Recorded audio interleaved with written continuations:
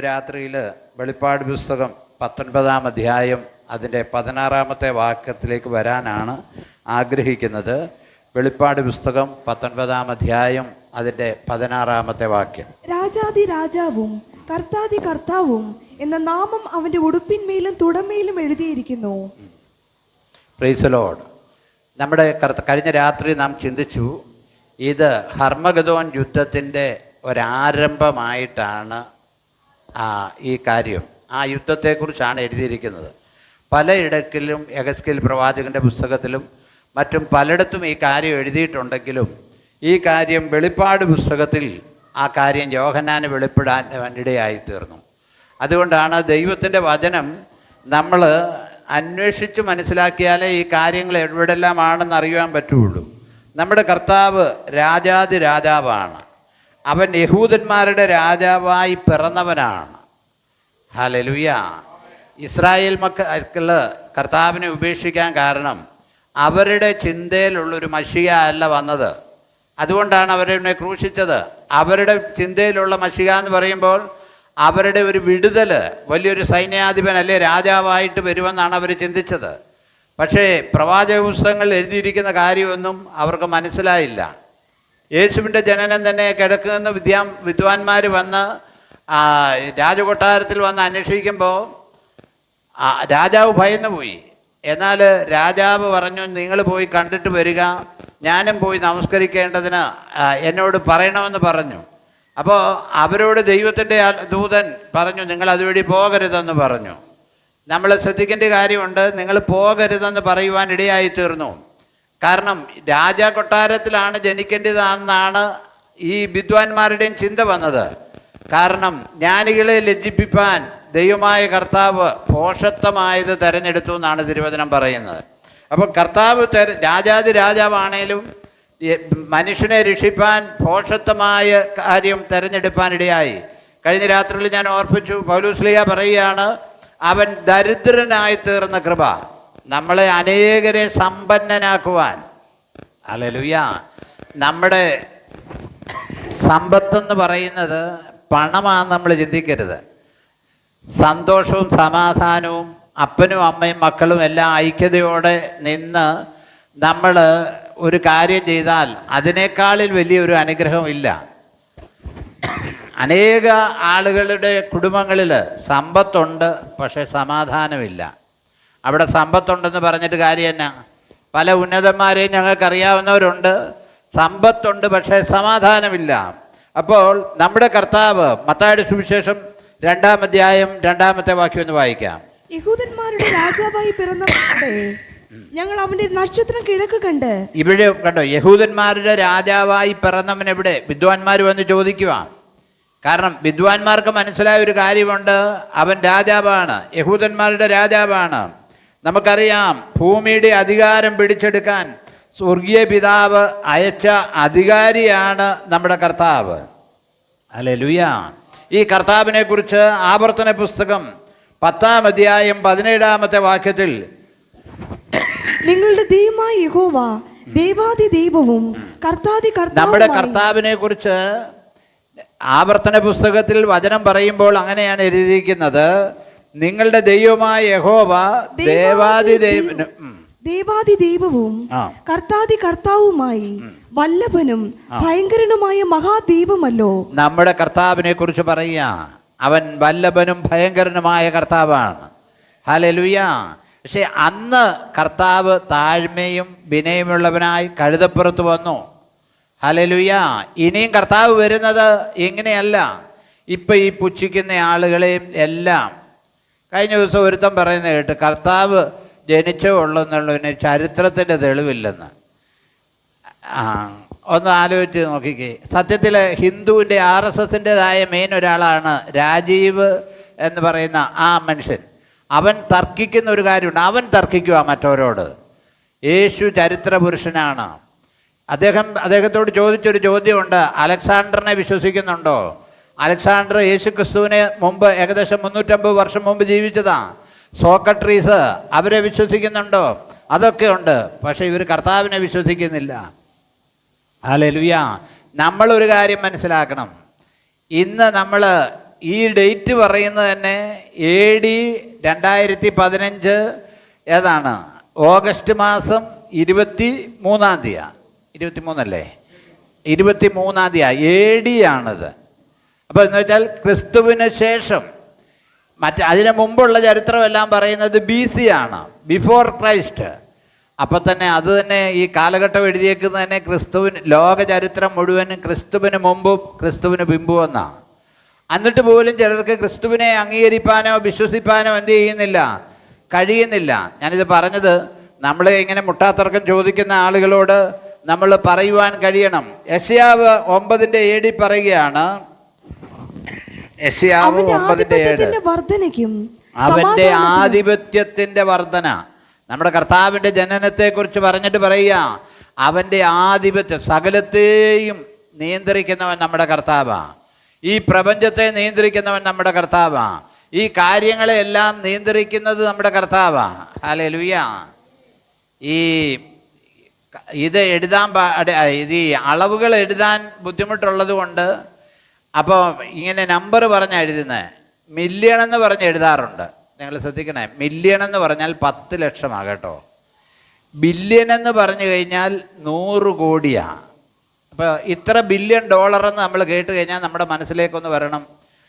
മോനെ തെറ്റുണ്ടെങ്കിൽ പറയണം കേട്ടോ. ബില്യൺ എന്ന് പറയുമ്പോൾ 100 കോടിയാണ് ബില്യൺ, 100 കോടി.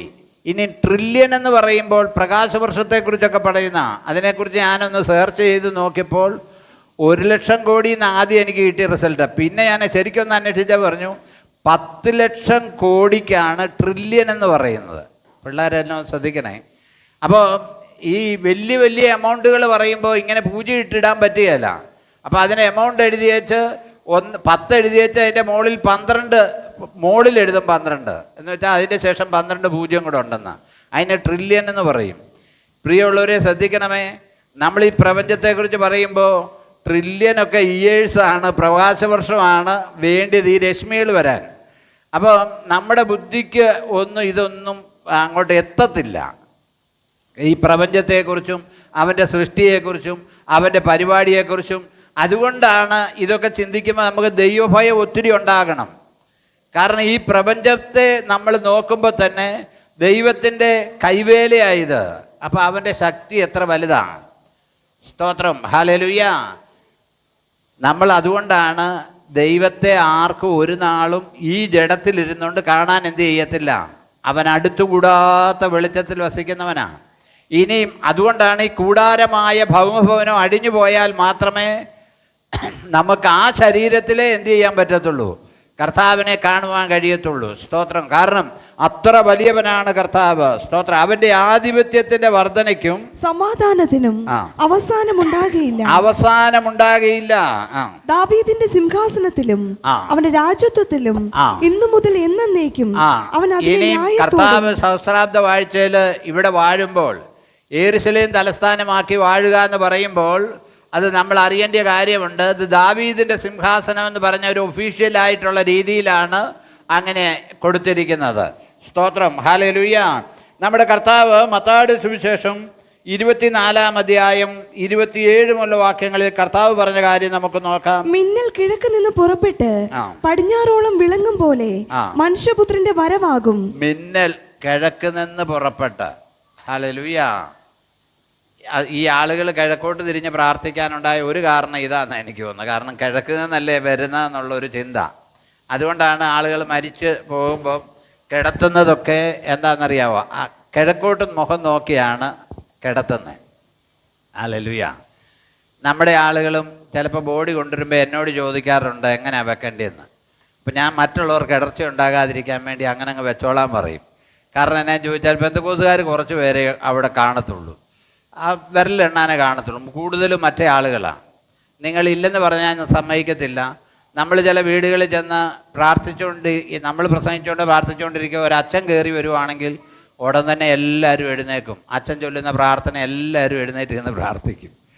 അപ്പം എല്ലാവരും എന്തു ചെയ്യും, അങ്ങോട്ട് തിരിഞ്ഞു നിൽക്കും. അപ്പം തിരിയുന്നതിൻ്റെ അല്ല, ഈ ഒരു വാക്യം, കാരണം മിന്നൽ കിഴക്ക് നിന്ന് പുറപ്പെടുന്നത് പോലെ എന്ന് എഴുതിയത് കൊണ്ട് എല്ലാവരും എന്തു ചെയ്യും, കർത്താവ് അവിടുന്ന് വരുന്നെന്ന് പറഞ്ഞുകൊണ്ട് അങ്ങോട്ട് നോക്കി നിൽക്കുക. പിന്നെ സൂര്യനെ നമസ്കരിക്കാനും കിഴക്കോട്ട് നോക്കുന്നവരുണ്ട്. അവർ സൂര്യനെ നമസ്കരിക്കുകയായിരുന്നെന്ന് എഴുതിയിട്ടുണ്ട്. ഹല്ലേലൂയ. ഈ ശവമൊക്കെ അടക്കുമ്പോൾ എനിക്ക് തമാശയായി തോന്നുന്ന ഒരു കാര്യമുണ്ട്. അവരുടെ കാലിൻ്റെ വിരലൊക്കെ കൂട്ടിക്കെട്ടിയേക്കും, കൈയും കൂട്ടിക്കെട്ടിയേക്കും. അത് കഴിയുമ്പോഴത്തേക്ക് ആളുകൾ പറയുന്ന ഒരു കാര്യമുണ്ട്, കെട്ടൊന്ന് അഴിച്ചേച്ച് വേണം വെക്കാൻ. അപ്പോൾ കെട്ടഴിക്കാൻ വലിയ പാടാ ആ സമയങ്ങളിൽ, ഈ ശവമടക്ക് നടന്നുകൊണ്ടിരിക്കുമ്പം. ഈ കെട്ടഴിച്ചില്ലേ എന്നാ കുഴപ്പം, ഇത് മുഴുവൻ ദ്രവിച്ച് ആളുകൾ പറയുന്നത് ഇങ്ങനെ കെട്ടിയിട്ടേക്കുന്നതുകൊണ്ട് എന്ത് ചെയ്യത്തില്ല, കാല് രണ്ടും കൂടെ കൂട്ടിക്കെട്ടിയാൽ പിന്നെ ഈ ഒരു ചരട് പൊട്ടിക്കാനാണെന്നോ കർത്താവിന് പാട്. അപ്പം അത് അങ്ങ് അഴിച്ച് ചിലപ്പോൾ ശുശ്രൂഷ അങ്ങ് അലങ്കോലം ആക്കാറുണ്ട് ചിലർ. ഇവിടെയൊക്കെ കെട്ടിയാലും അപ്പോൾ അതിനകത്ത് കെട്ടഴിക്കാൻ വേണ്ടി പെടുന്ന പാട്. അപ്പം ഞാൻ പറഞ്ഞ വിമർശനമായിട്ടല്ല, നമ്മളൊന്ന് ചിന്തിക്കേണ്ട കാര്യമാണ്. നമ്മുടെ കർത്താവ് മരണത്തെയും പാതാളത്തെയും ജയിച്ചവനാണ് നമ്മുടെ കർത്താവ്. ഹല്ലേലൂയ. ആര് കെട്ടഴിച്ചാലും കെട്ടഴിച്ചില്ലേലും സ്തോത്രം, കർത്താവുമായിട്ട് ബന്ധമുള്ളവനാണെങ്കിൽ അവൻ പോകും. ഈ ഉള്ളിലൊരു കാര്യമുണ്ട്, അറിയാവുന്നതുകൊണ്ട് ഇതിങ്ങനെ ഒരു കാര്യമുണ്ടെന്നറിയാം. അതുകൊണ്ടാണ് നമ്മുടെ സമുദായ സഭകളിൽ ആ തൈലം ഒഴിക്കുമ്പോൾ പറയുന്ന കാര്യമുണ്ട്, ആയാറിൽ പതിയിരിക്കുന്ന ദുഷ്ടാത്മസേനയിൽ നിന്ന് വിടിവിക്കേണ്ടതിന് വേണ്ടി ഈ തൈലം ഇവൻ്റെ മേൽ വീഴ്ത്തപ്പെടുന്നു എന്നാണ് പറയുന്നത്. അങ്ങനല്ലേ? ആയാറിൽ പതിയിരിക്കുന്ന എന്ന് വെച്ചാൽ അന്ധകാര ശക്തികളുണ്ട്, ഇവരെ വിടാതിരിക്കാൻ വേണ്ടി ഈ തൈലം കൊണ്ട് പോകുമെന്നാണ് വിശ്വസിക്കുന്നത്. ആർക്കും എന്തും വിശ്വസിക്കാം, അതിന് നമ്മൾ എതിർപ്പൊന്നുമില്ല. പക്ഷെ നമുക്ക് വചനം മനസ്സിലാക്കിയ ആളുകൾക്കറിയാം, ഒരുത്തൻ രക്ഷിക്കപ്പെട്ട് സ്നാനപ്പെട്ട് ദൈവകൃപയെ നിൽക്കുന്നവനെ ഒരു പൈശാചിക ശക്തിക്കും അന്ധകാരത്തിൽ തടയാൻ കഴിയത്തില്ല. ഹല്ലേലൂയ. അവൻ മരിക്കുമ്പോൾ തന്നെ എന്തു ചെയ്യും? ദൈവദൂതന്മാർ അവനെ ആ പർദീസയുടെ അനുഭവത്തിലേക്ക് കൊണ്ടുപോകും. നമ്മളാരും വഴി അറിയേണ്ട കാര്യമില്ല, നമ്മൾ പോകുന്ന വഴിയൊന്നും അറിയേണ്ട കാര്യമില്ല. ഹല്ലേലൂയ, സ്തോത്രം, ഹല്ലേലൂയ. ആളുകൾ മരിക്കുന്നത് കാണുമ്പോൾ ആളുകൾക്ക് ബുദ്ധിമുട്ടുണ്ടാകും. നമ്മുടെ അലീന റോയി അവിടെ ചെന്ന് ചാർജ് എടുത്തേച്ച് മെഡിക്കൽ ഐസിയുലായിരുന്നു. ചെന്ന് 1 മാസം ആയതേ ഉള്ളൂ, 5 പേര് അവളുടെ അടുക്ക കിടന്ന് മരിച്ചു. അപ്പോൾ പിന്നെ അവളതെല്ലാം അങ്ങ് ക്രമീകരിക്കണം. അപ്പോൾ അവൾക്കും ഈ ആളുകളുടെ മരണം കാണുമ്പം ഒരു സങ്കടമുണ്ട്. കാരണം മരണമെന്ന് പറഞ്ഞാൽ ചെറുപ്പക്കാരൊക്കെ മരിക്കുക എന്ന് പറയുമ്പോൾ അതിൻ്റെ ഒരു സങ്കടമുണ്ട്. അപ്പോൾ ഞാൻ പറഞ്ഞു വന്നത്, സ്തോത്രം, ഈ ആയാറിൽ പതിയിരിക്കുന്ന അന്ധകാര ശക്തിയൊന്നും ദൈവമക്കളുമായിട്ട് യാതൊരു ബന്ധവുമില്ല. കാരണം നമ്മുടെ കർത്താവ് മരണത്തെ ജയിച്ചവനാണ്. സ്തോത്രം. താഴോട്ട് വായിച്ച്, മിന്നൽ കിഴക്ക് നിന്ന് പുറപ്പെട്ട് പടിഞ്ഞാറോളം വിളങ്ങും പോലെ മനുഷ്യപുത്രന്റെ വരവാകും. ശവമുള്ളയിടത്ത് കഴുക്കൾ കൂടും. ഇത് എഴുതാൻ കാരണം എന്നാന്ന് ചോദിച്ചാൽ, ഞാൻ പറഞ്ഞല്ലോ, ഹർമഗദോൻ യുദ്ധമാണ് ഇവിടെ നടക്കുന്നത്. സകല രാജ്യങ്ങളിൽ നിന്നുള്ള ആളുകൾ ഇസ്രായേലിലേക്ക് വരും. ഇപ്പം തന്നെ ലോകത്തിൻ്റെ സംഭവങ്ങൾ നിങ്ങൾക്ക് അറിയരുതോ? ലോകം 2 ചേരിയായി നിൽക്കുക.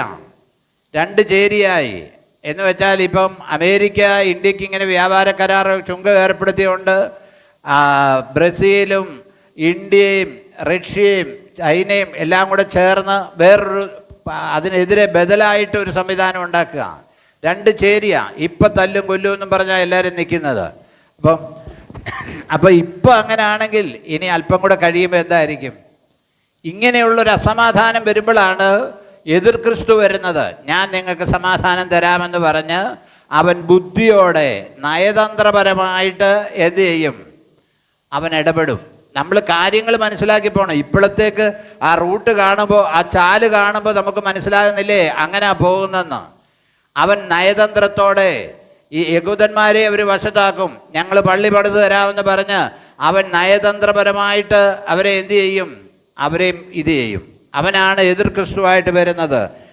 സ്തോത്രം. വായിച്ചുമുള്ള ആ കാലത്തിലെ കഷ്ടം കഴിഞ്ഞ ഉടനെ സൂര്യൻ ഇരുണ്ടുപോകും, ചന്ദ്രൻ പ്രകാശം കൊടുക്കാതിരിക്കും, നക്ഷത്രങ്ങൾ ആകാശത്ത് നിന്ന് വീഴും.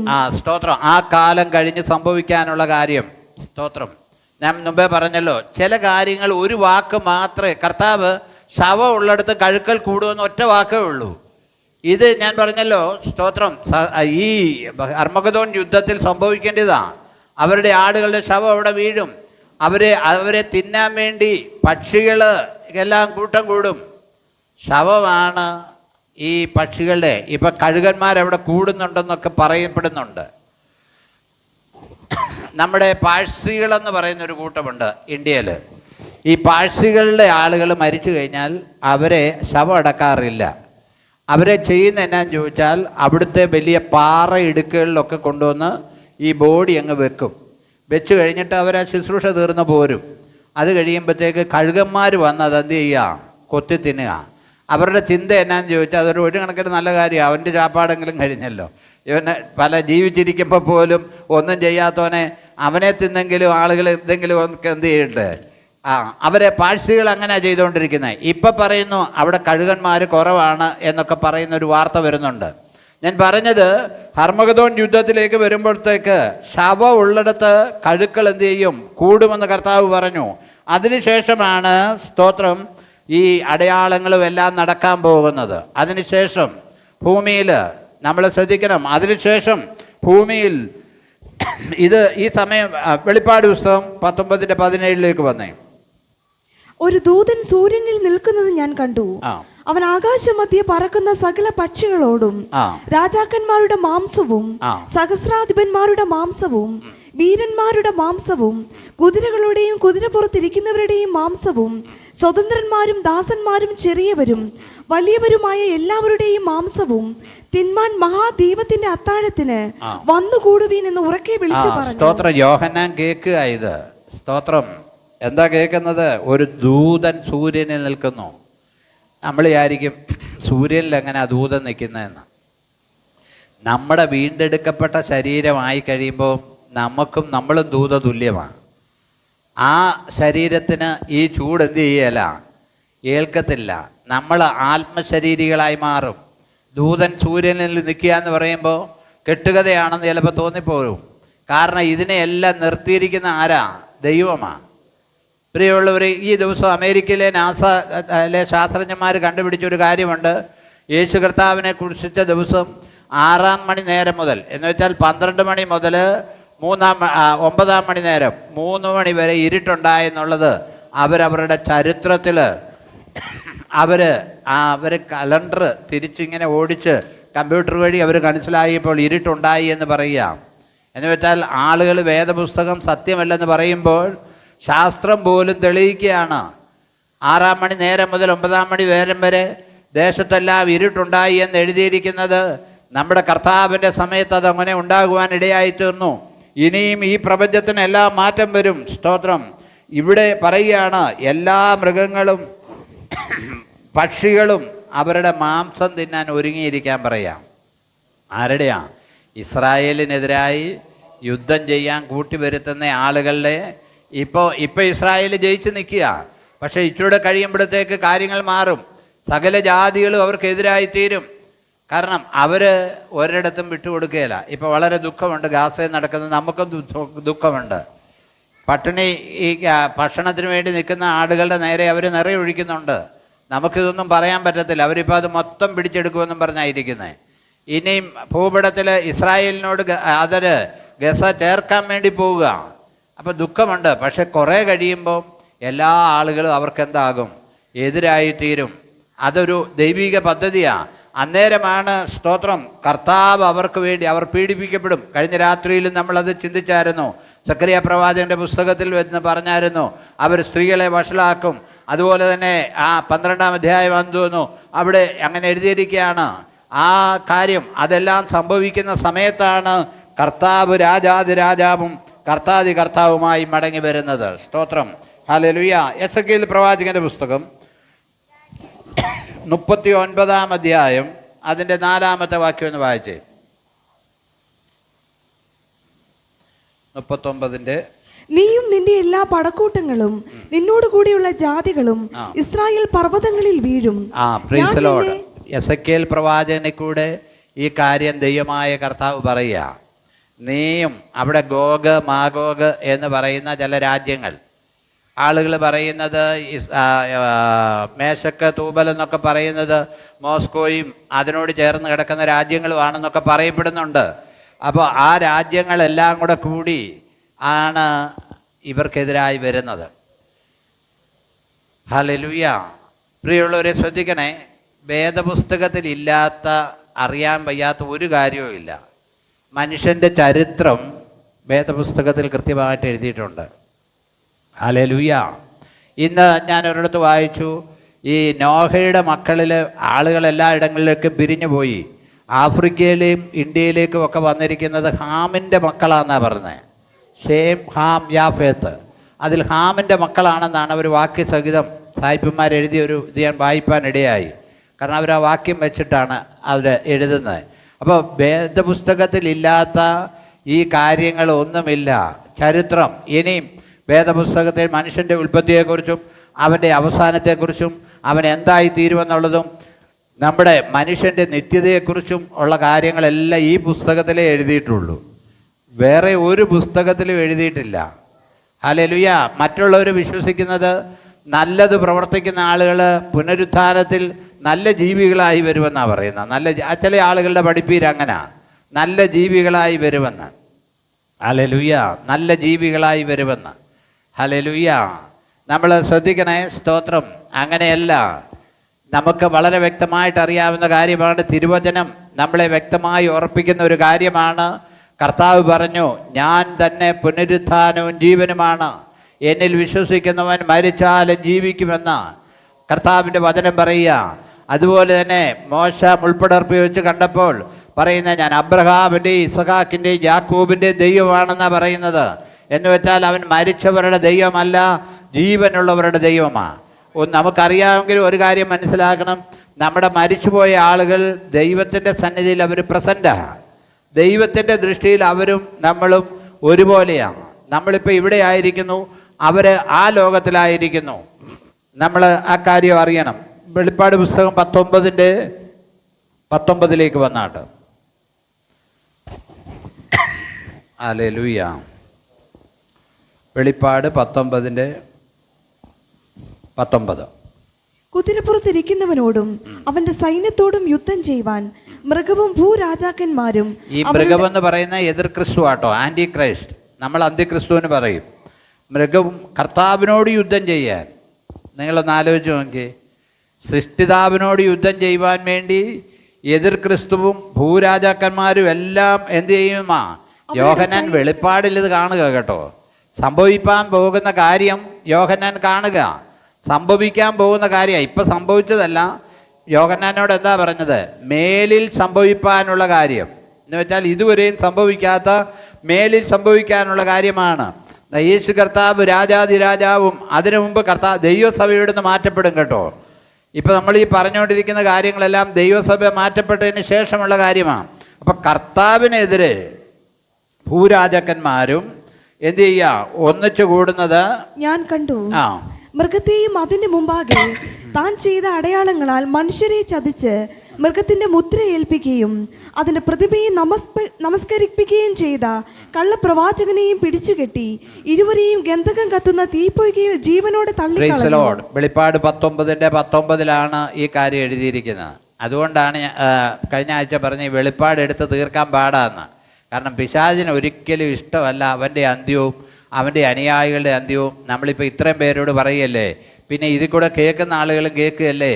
അവനൊരു അന്ത്യമുണ്ട്. മൃഗം, ആൻറ്റി ക്രൈസ്റ്റ്, എതിർ ക്രിസ്തു അവനെ ജീവനോടെ പിടിച്ചു കെട്ടും.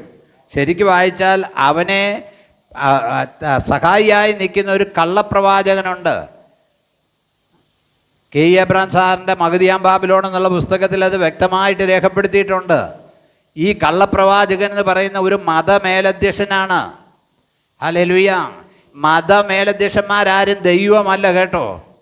അവരെല്ലാം മനുഷ്യരാ. നമ്മൾ ആ കാര്യം മനസ്സിലാക്കണം.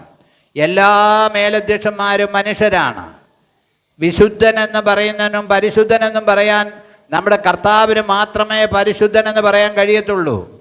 ഹല്ലേലൂയ. വേറെ ഒരു മത നേതാവിനും, അത് പോപ്പായിക്കോട്ടെ, പാത്രീസ് ആയിക്കോട്ടെ, കാതോലിക്ക ആയിക്കോട്ടെ, ആരായിരുന്നാലും പരിശുദ്ധനെന്നുള്ള നാമം എടുക്കാൻ പറ്റത്തില്ല.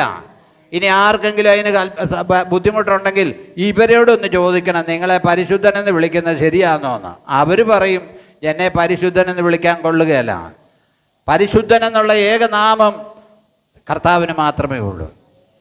നമ്മൾ പണ്ട് സമുദായത്തിൽ ഇപ്പം പ്രാർത്ഥിച്ചുകൊണ്ടിരുന്നല്ലേ, ദൈവമേ നീ പരിശുദ്ധനാകുന്നു. അപ്പോൾ എന്ത് ചെയ്യാം? അത് എടുത്തു പറയുക, 3 പ്രാവശ്യം എടുത്തു പറയുക. ദൈവമേ നീ പരിശുദ്ധനാകുന്നു, ബലവാനെ നീ പരിശുദ്ധനാകുന്നു, മരണമില്ലാത്തവനെ നീ എന്താണ്? പരിശുദ്ധനാണ്. അത് 3 പ്രാവശ്യം പറയാൻ കാരണം പിതാവ്, പുത്ര, പരിശുദ്ധാത്മാവ് ത്രിയേക ദൈവത്തിൽ നമ്മൾ വിശ്വസിക്കുന്നവർ. അപ്പോൾ അത് ആ ഒരു പരിശുദ്ധൻ എന്നുള്ള നാമം വേറെ ആർക്കും എടുക്കാൻ കഴിയത്തില്ല. പരിശുദ്ധനായ ഒരുത്തൻ മേളിൽ നിന്ന് താഴെ നിൽക്കുന്നവരെ ഉപദ്രവിക്കാൻ ഒരു കൽപ്പന പുറപ്പെടുവിക്കത്തില്ല. കാരണം യേശു കർത്താവ് മനസ്സിലാകുന്നവർ മനസ്സിലാക്കിയാൽ മതി. മേലിൽ നിന്നിരിക്കുന്ന ഒരു ആള്, ഒരു സമുദായത്തിൻ്റെ നേതാവ് തൻ്റെ താഴെയുള്ള ആൾ ഒരു കാര്യം തെറ്റ് ചെയ്താൽ അവരോട് ക്ഷമിക്കുക എന്നുള്ളതാണ് കർത്താവ് കാണിച്ച മാതൃക. അതുകൊണ്ട് അവർക്ക് കൊടുത്ത അധികാരവും അംശവടിയും കോലും എല്ലാം എടുപ്പിക്കുക എന്ന് പറയുന്നത് ദൈവികമല്ല, ലോകത്തിൽ നടക്കുന്ന കാര്യമാണ് ഞാൻ പറഞ്ഞത്. എന്ന് വെച്ചാൽ ഇവരാരും പരിശുദ്ധന്മാരല്ല. പരിശുദ്ധൻ ഒരുവനേ ഉള്ളൂ, അത് നമ്മുടെ ദൈവമായ കർത്താവ് മാത്രമാണ് പരിശുദ്ധൻ.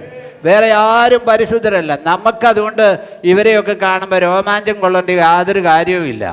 വിശുദ്ധ വേദപുസ്തകം പറയുന്നു, മൂക്കിൽ ശ്വാസമുള്ള മനുഷ്യനെ വിട്ടൊഴിവീൻ, അവനെ എന്ത് വില മതിപ്പാനുള്ളൂ എന്നാണ് ദൈവത്തിൻ്റെ വചനം പറയുന്നത്. ഹല്ലേലൂയ.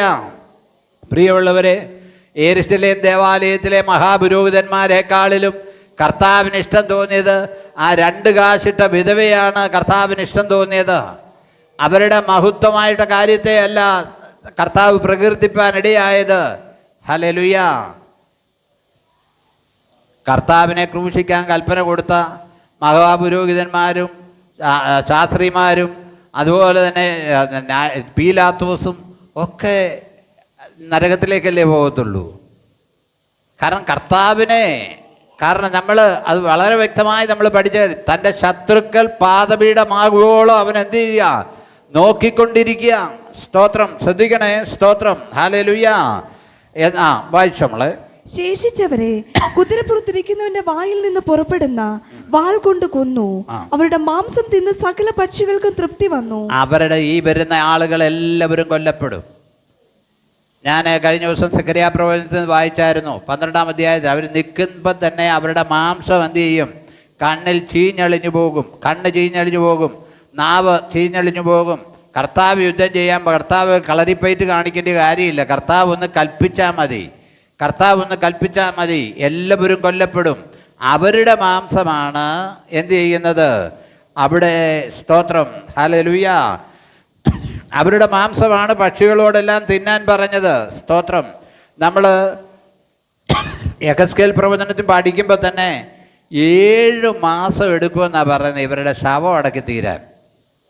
എന്നിട്ട് ഈ മുനിസിപ്പാലിറ്റി ജോലിക്കാരെ വെച്ചേക്കുന്നത് പോലെ ഇവർ ഒരുത്തൻ എല്ലായിടത്തും ശവങ്ങൾ തീർന്നോന്നറിയാൻ പോയിട്ട് അസ്ഥികളാകും. അന്നേരം അവരുടെ ഒരുത്തൻ നടന്നതെല്ലാം ഓരോരുത്തർ എന്നിട്ട് അടയാളം വെക്കും. എന്നിട്ട് കുഴിച്ചിടാൻ വരുന്നവർ ആ അസ്ഥികളെടുത്ത് താഴ്വരയിൽ കൊണ്ടുപോയി കുഴിച്ചിടും. അങ്ങനെ വലിയൊരു സംഹാരം ഇനി ലോകത്ത് നടക്കാൻ പോവുകയാണ്. വലിയൊരു സംഹാരം ഈ ലോകത്ത് നടക്കും. അതിൻ്റെ ആരംഭമായിക്കൊണ്ടിരിക്കുക. വെളിപ്പാട് പുസ്തകം 19:20 വായിച്ചേ.